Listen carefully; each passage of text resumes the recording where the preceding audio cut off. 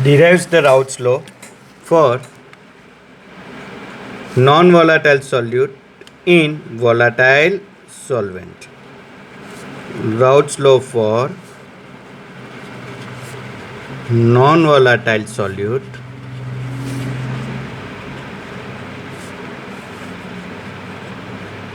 in volatile solvent. Let us consider in a beaker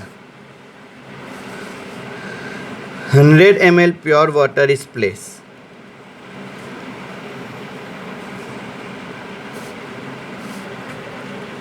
Hundred ml H2O. When 100 ml H2O is present and no solute is added, then entire surface of the beaker is covered with the water molecules only. Now, so due to that, if we compare more amount of vapor in the form of H2O gas enter into the vaporization due to vaporization process, and the vapor pressure of such liquid, consider P01 is equal to 100 mm Hg. 100 mm Hg. Now add 200 gram or 20 gram of sugar. We know that sugar is a non-volatile solute. Because it is a non-volatile solute, due to that it does not have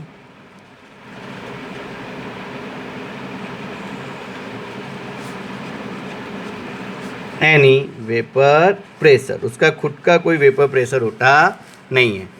But on adding 20 gram of sugar in 100 ml of water, as a result, it result into the formation of homogeneous mixture. अब homogeneous mixture form करेगा, so due to that, some of the molecule of sugar are present on the surface of the liquid also. Now, these sugar molecule are represented by these dots. And we know that sugar in water make a homogeneous mixture. Due to that addition of sugar in water, number of water molecule on the surface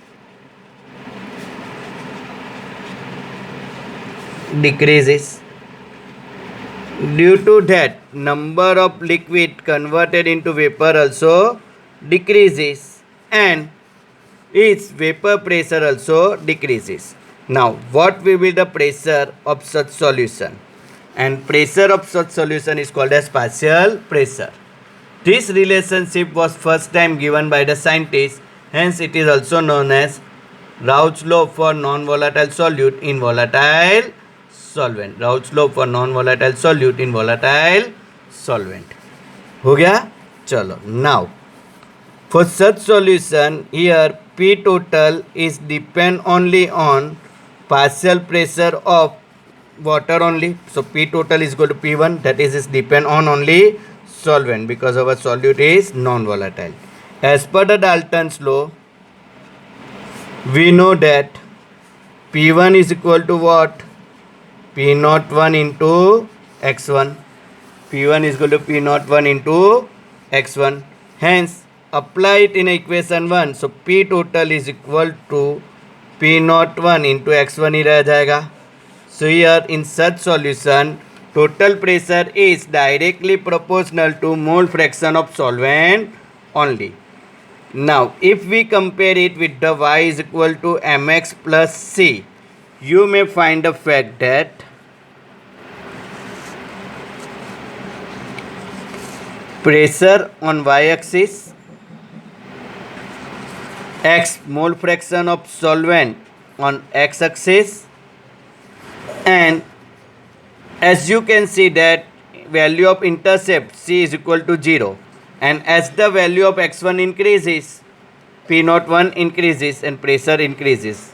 Higher the value of So this graph is found to be positive slope, and value of slope is equal to P naught 1. Value of m is equal to P naught 1. Slope is equal to m is nothing but P naught 1. And value of intercept is equal to 0. Start with the 0. हो गया. Value of intercept is equal to 0. Value of intercept is equal to 0. So whenever we draw the graph of pressure, Pt is equal to P naught 1 into x1. So on y-axis, pressure on a y-axis, pressure on y-axis, mole fraction on x-axis, and draw the graph. And value of slope is equal to P naught 1. Value of slope is equal to P naught 1. This is from this equation we can derive the equation or numerical based on Raoult's law for non-volatile solute in volatile solvent. Now dear students, try to answer this question. There are 4 different solutions. A 0.05 molar glucose, B 0.1 molar glucose, C 0.2 molar glucose, and D 0.5 molar glucose. Which of these solution has a highest vapor pressure? Which of these solution has a highest vapor pressure? And always remember, higher the non-volatile solute, lower will be the vapor pressure. जितना non volatile solute बढ़ेगा उतना vapour pressure कम हो जाएगा.